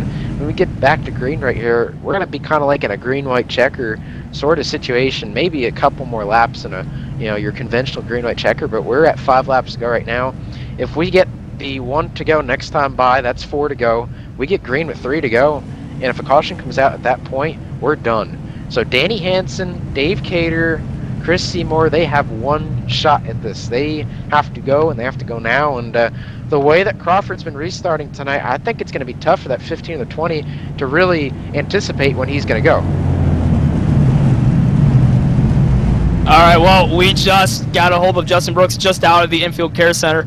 And Justin, a really tough break 2 caution periods ago. We saw you back out on the track again, but it looks like your car is pretty much junked out there. Actually, you decided to pull it back out as I'm looking at you in the back of the pack right now. When that one incident happened, where did it all go wrong? What happened, bud? It all went wrong, and everybody thought they could win the race. A lap 50 of 100, pretty much. Everybody was driving all up in everybody's rear ends. You're not cutting any slack, making it 3 wide, doing stupid moves. I mean, this ain't. They're driving it like it's a super speedway or something like that. And I mean, and that's what's causing all the wrecks. They ain't giving nobody room. Everybody's getting loose, and all these wrecks are happening. Pretty much, it went wrong whenever I got behind Richard Bissett and Danny Hansen. You know, they just checked up majorly, and we got doubled up, and then went to turn 1. Everybody decided to drive like a bunch of morons. I mean, I'm sorry, I'm just frustrated, but. And I got put in the wall, and Alex Warren apparently don't know how to, you know, keep his car in control when I've been driving 65 laps pure sideways off the corner, and he can't keep it, you know, keep it straight for 1 lap. The field will get the 1 to go this time by. And Justin, you looked like you had a pretty solid chance there. You got those fresh tires and starting to work your way through the field, but just people weren't able to hold their lines, as you were saying, those older tires.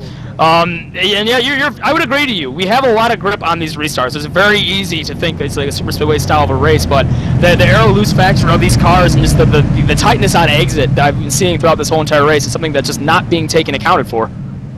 Exactly. I mean, like I said, people are not using their heads. They just decide that they can drive this car just like a truck or something like that. I mean, it's a whole lot more complicated than they think, I guess. I mean, if people would drive their heads, you would only have 3 cautions. And yeah, my car is pretty fast. Like I said, I had it set up loose just in case we had to get a long run and all that. And I guess it came back to bite me in my ass. Well, I ain't gonna say that word on the air, but it came back to bite me and you know what. And, you know, you see where I'm at right now as a result.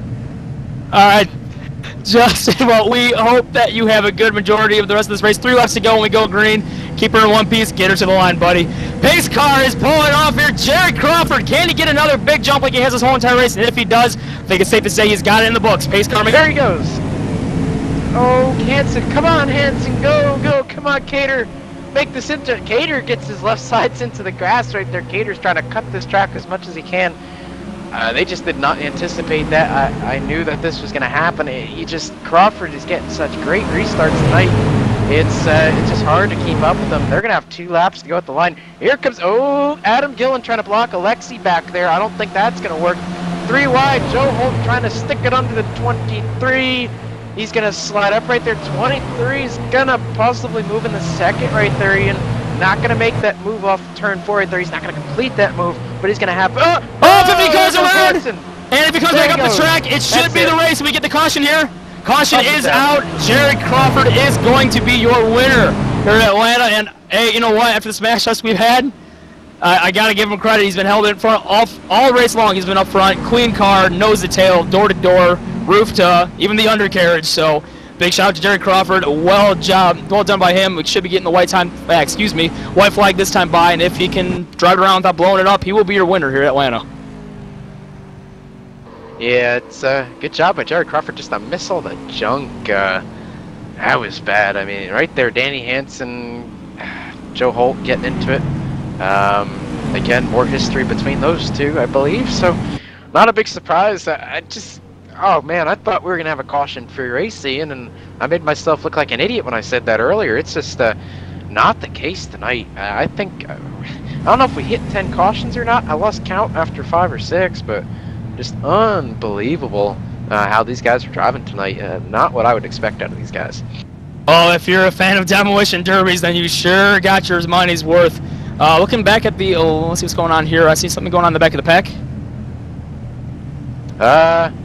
It looks like the 5 possibly is... I don't know.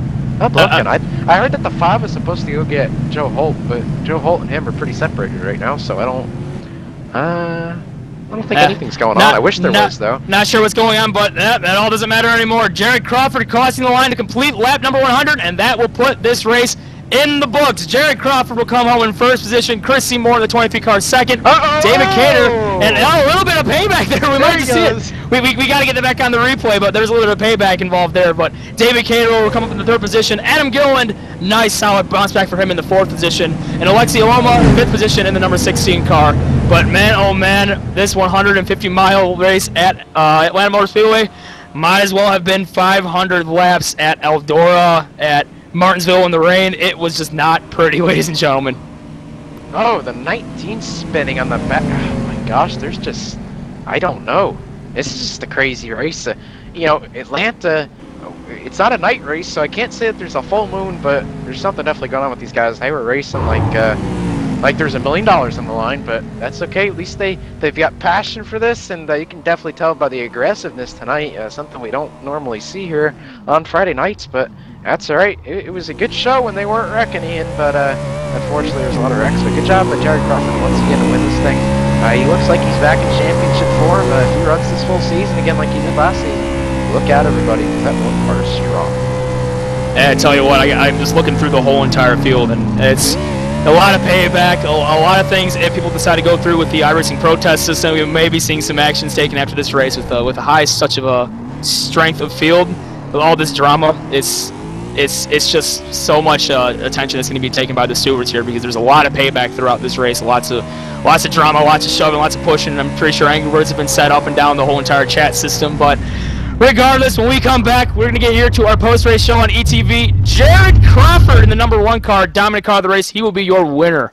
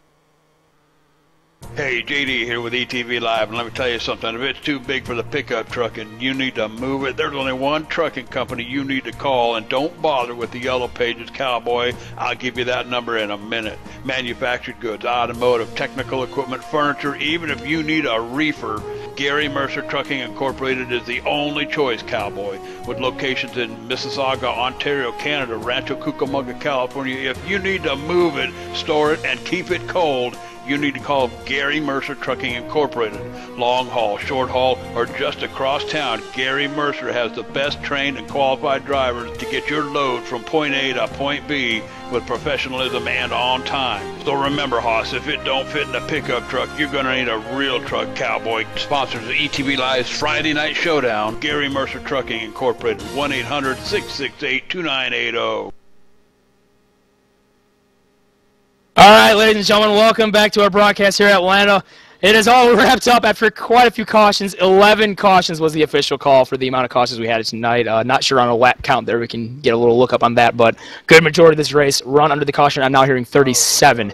Jerry Crawford comes out on top. Chris Seymour second. Dave Cater third. Adam Gilliland fourth. And Alexi Aloma in the fifth position. Right now, I'm going to throw it down to Michael Conti, who has caught up with your second place finisher, Chris Seymour. Chris Seymour, I mean, I don't know how you got up to second. I mean, we didn't really talk about you the whole night, buddy. You were really laying under the radar.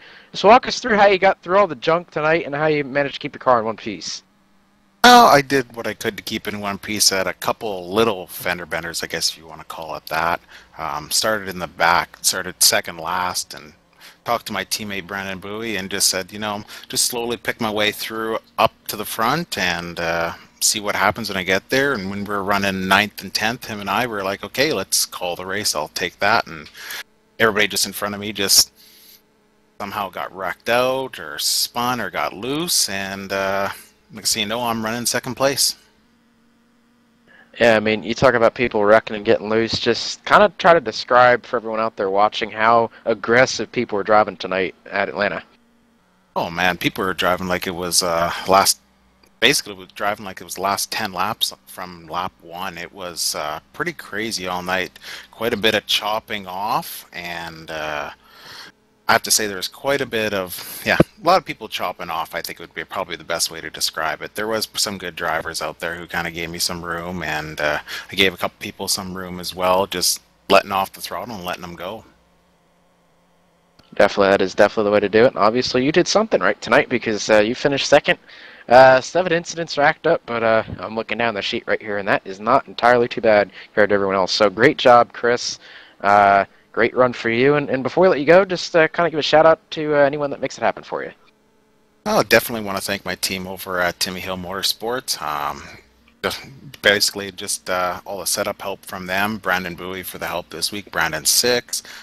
Timmy Hill, of course, himself. EJ as well. Justin Fuller. Ian Hahn. Brandon Wright for spotting for myself and Bowie tonight. He did a great job with that. I can't really thank him enough for all the help and taking a look at my fenders the couple of times they got dented in. Matthew Largan, Matthew Emerson as well, Jake Poulin, Nathan McGuire, all the guys over at Timmy Hill Motorsports. Definitely got to thank them.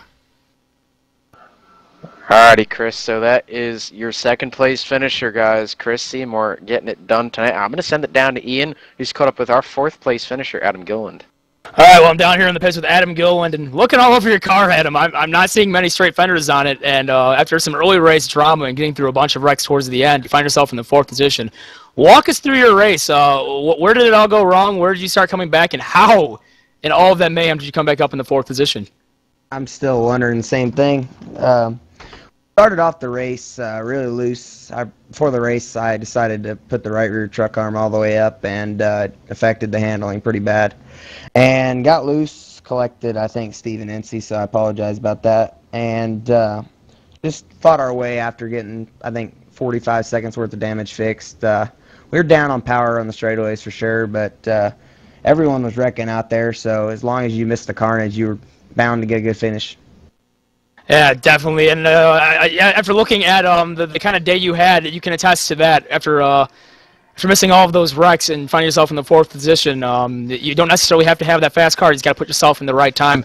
Lots of aggressive moves made earlier in the running and mid-pack toward the end of the race as well, but it got you to where you needed to be. We're kind of pressed on time here. We got a lot of guys to get to. So real quick before we send you off, anybody you'd like to thank? Yeah, I'd especially like to thank Brandon Hawk for all the work on the setup this week. He did a great job. It really didn't get to show its true colors, but it was really fast. I'd also like to thank all the guys back at Schmidt and Chassis Works, and Alex Warren, Alex Chambrone, Derek Crone, Brandon Schmidt, Cody Bias, all them guys back there. It was great working with them again, and still, but thanks to all the guys back there, and JD Laird for painting my cars. All right, well, that was your 4th place finisher, Adam Gilliland. And real quick, I'm actually going to run over to the car in front of him. We got David Cater in the number 20 car. And David, after the kind of race you had, you were taking a lot of tire strategy to get yourself up there, and in the end, it paid off, did it? Yeah, had to. I had a car that was a whole lot better than the position I was in, but once you got back in that crowd, it was just, everybody was so equal, it was just impossible to pass. Yeah, we were looking at the earlier parts of the run, and even the 2 car, we were looking at Chad Lawton. He wasn't able to make up many passes on the field, like way back there being as dominant as he was, but he really didn't make any big ground until we missed that one big wreck, so we definitely understand what you mean by coming down to that. But coming down to those very last few runs, what was your pit strategy coming down to, I like to say, the last 30 or 40 laps, and how many tires did you take coming to the finish? Well, I took 4. The last time I pitted, I took 4, and I was thinking it was going to get me somewhere close to the top 10 compared to where I was at.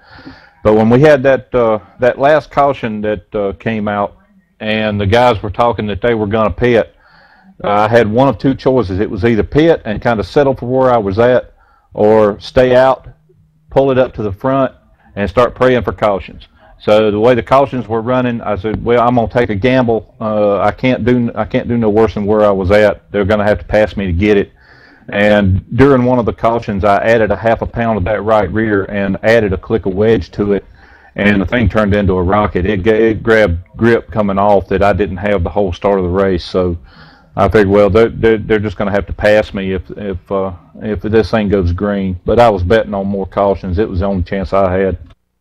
All right, well, David Cater, an excellent job, a little bit of knowledge of your race car, and you're able to figure out what you need to do for those final runs, and you find yourself up there in the top 3. An excellent finish for you. Real quick before we send you off, anybody you would like to thank?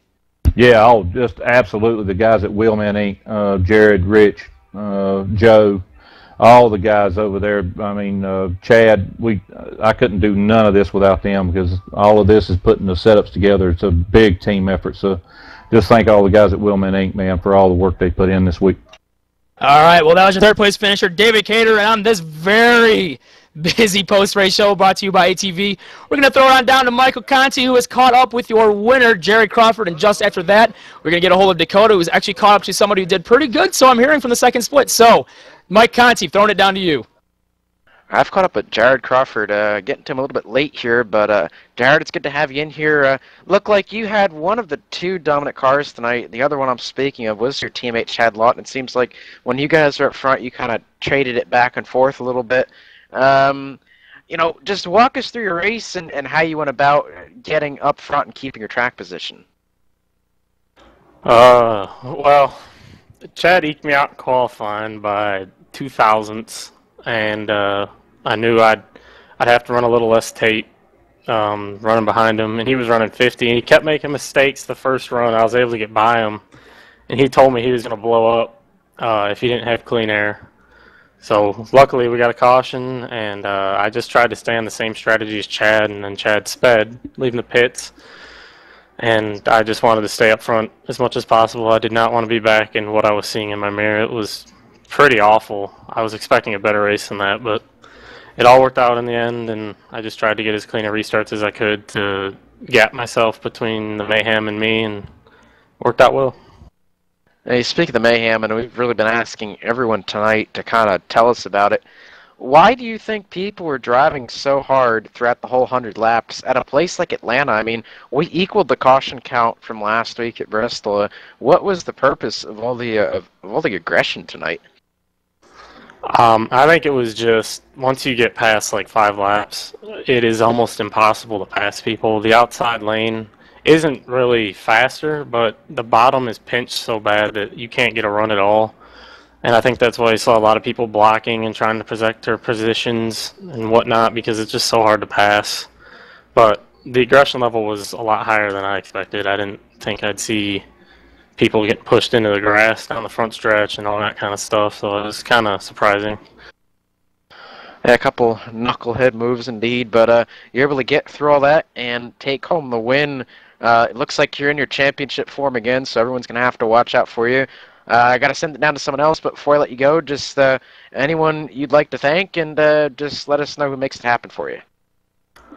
Everyone at Wheelman Inc. It's been kind of a rough week. We lost our good friend Tyler Hudson. He doesn't want to run DWC anymore, so he kind of left the team, and JBG went to Mercer, so we lost him too. And I don't know, it's been kind of a hard week. We thought we should sit down and try to really make a good set for here to show that we still got it, that our team isn't going anywhere, and I think we proved that tonight.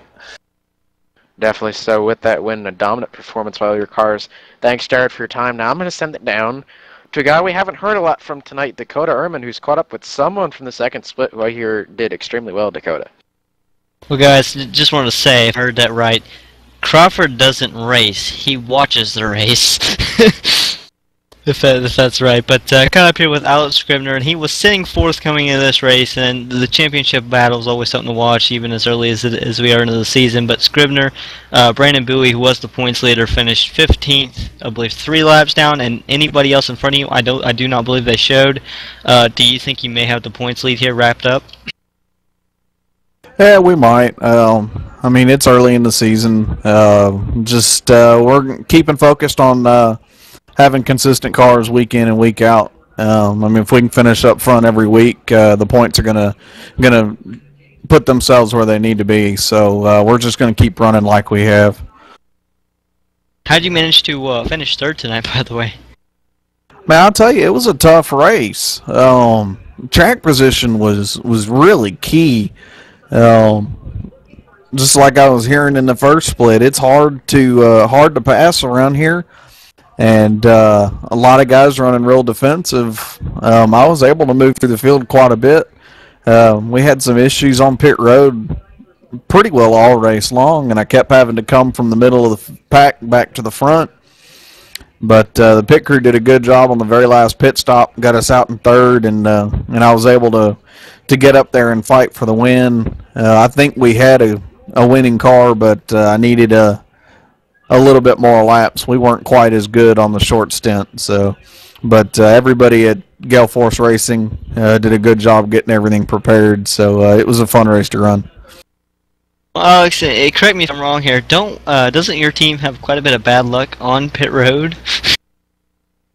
This has been a real bad season on pit road for us. A couple of races earlier in the season, we had guys get wrecked on pit road, speeding penalties. It's been a disaster so far this season, and like I said, just a couple mistakes by the pit crew, just some slower stops is making it a little more difficult having to drive through the field, but we're working on it, and they're working real hard, and should expect some better pit stops coming up here in the next couple of weeks. All right, Alex. So thank you. Thanks for the interview, and we'll see you next week, hopefully. Yeah, thanks a lot. Just want to thank all the guys at Gale Force Racing and Nick Ottinger and my teammates Justin Kirby, Jeffrey Parker, and Larry Scott, and Joel Putty, everybody who helped put together for this setup. It was a real good car. Well, there you have it from Alex Skinner. We'll throw it back up to the booth with Michael Conti and Ian Plash. Yeah, Ian, I mean, that was just... that was an interesting race tonight. A lot of cautions, a lot of aggression, some sparks flying, some feuds flying as well. So, as we head into next week at Richmond, I'd like to see how some of this stuff is going to carry over. I think it's going to make for one heck of a race next week. Boy, oh boy, if you think the drama was exciting today, wait until next week. Next Friday here on ETV, same time, you can catch the Friday Night Showdown at Richmond. You can see the best of the best duel at it at Richmond. Not sure how many laps that one's going to be, but we'll get you all the information through you if you go to etv-eplay.com. You get all the updates throughout the week.